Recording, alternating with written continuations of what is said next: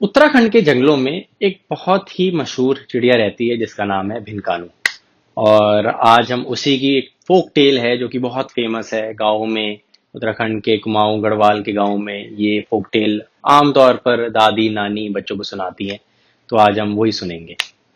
तो ये स्टोरी है भिनकानू की।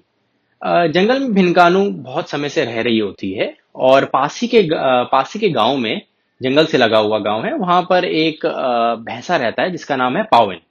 मौसम के बदलने के साथ साथ भिनकानू को अब अपने अंडे देने थे। तो भिनकानू अपने देने के लिए एक घोंसले का इंतजाम करने लग जाती है। तो वो कुछ झाड़ू की तिलियां, कुछ पत्तियां, किसी प्रकार के अलग अलग चीजें इकट्ठा करके वो एक अपना छोटा सा घोंसला बना लेती है। तो एक पास ही के एक झाड़ में वो अपना घोंसला पूरा तैयार करके वहां पर अपने अंडे देती है। एक दिन की बात है, पाउन घास की फिराक में चलता चलता जंगल तक आया और जंगल में घास चलते चलते उसने भिनकानू के अंडों को तोड़ डाला। अब भिनकानू गई हुई थी पास ही में कहीं कुछ खाने के लिए, कुछ अपना इंतजाम करने के लिए। तो वो जब वापस आती है तो देखती है कि मेरे अंडे टूटे हुए हैं और पास ही में पावन घास चर रहा होता है। कुछ सोच विचार करने के बाद भिनकानू सोचती है कि जरूर पावन ने ही मेरे अंडे तोड़ दिए होंगे। तो पावन के पास भिनकानू जाती है और पावन से पूछती है, पावन, तुमने मेरे अंडों को क्यों तोड़ा? पावन सीधा इनकार करता है और बोलता है, मैंने कोई तुम्हारे अंडे वंडे नहीं तोड़े हैं। ये जो भैंसों का झुंड है ना, इन्होंने मुझे घास खाने को नहीं दी। अब घास की तरफ फिराक में मैं जंगल की ओर आया। अब जंगल में मैं घास चर ही रहा था तो मुझे पता नहीं चला कब किसी झाड़ में मैंने पैर रखा और तुम्हारे अंडे टूट गए।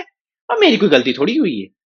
थोड़ी देर तो भिनकानू ने सोचा, उसे गुस्सा बहुत आ रहा था, पर वो चुप रही। सोचने के बाद वो बोली कि पावेल, अगर तुम्हें तुम्हारे गांव में ही घास मिल जाएगी तो तुम जंगल में आओगे?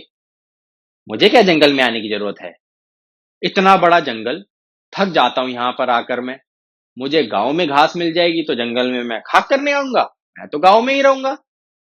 अब पावेल ने ये बात जब आगे से भिनकानू को बोली तो भिनकानू सीधा जाके भैंसों के झुंड के पास गई। वो बोली, तुम्हें पता है, तुमने पावेल को घास नहीं दी खाने को, उसने मेरे अंडे तोड़ डाले हैं। अब बताओ, इस हरकत का जिम्मेदार कौन होगा? भैंसे ये बात सुनकर आगे से बोलती है, हम क्या करें इसमें? घास तो सूखी पड़ी है, हमारे पास खुद नहीं है खाने को, पावेल को कहां से देंगे?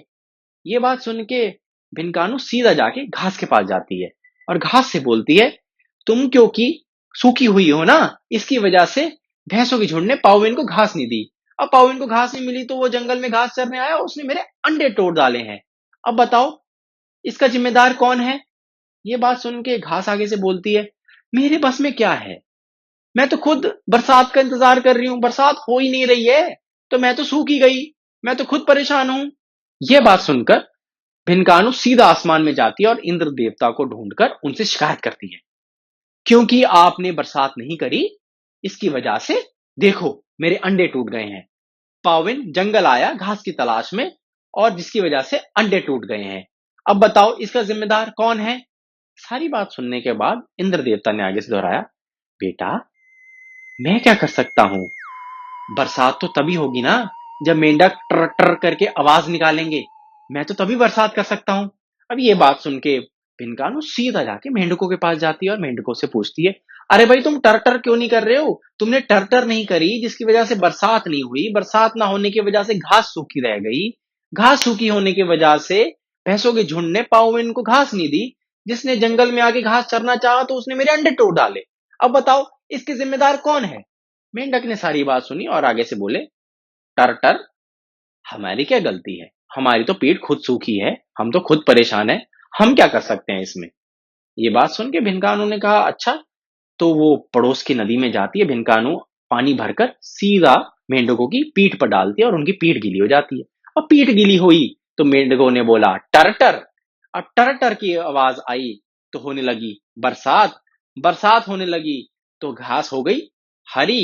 अब घास हरी हो गई तो गाय के झुंड ने पाविन को दी घास, और जिसकी वजह से पाविन जंगल जाना बंद कर देता है।